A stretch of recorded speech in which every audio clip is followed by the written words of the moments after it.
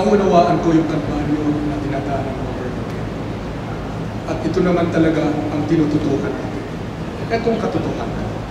Yung mga pinapangako pa lang ng ating katugali ay ginagawa. Halimbawa, sa FRT, pinangako nila na dadagdagan nila yung mga bagon. Sa ngayon, may programa po tayo.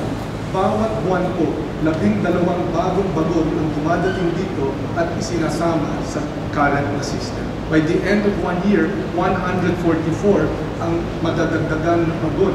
Yung mga rail car dyan sa MRT-7. Yung sa MRT-3 na yung sa MRT-7, nag-groundbreak na. Meron tayong financial close, merong awarding at ginagawa na, nasimulan na. At merong deadline kung kailan matatapos ito. Yung extension, LRT2 hanggang doon sa Antipolo, sa Masina, ginagawa na rin po yun at matatapos yung by 2017. Yung sinabi kanina na extension ng LRT1 patungo hanggang sa Bacoor, dadalhin natin yan sa Dasmariñas at hanggang sa Calamba. Yan yung fast rail na gagawin natin tuloy-tuloy. Naka-bid out na yan. Na-bid out na yan hanggang sa Bacoor at yan naman po yung phase 2 patungo sa Calamba. Ginagawa na po lahat. Pero mas importante, yung pag-overhaul ng mga prangkisa. Iisang bus, i-bid out natin ito para hindi nag-aagawan ang mga bus sa mga pasahero at ino-occupy nila napakarami ng place.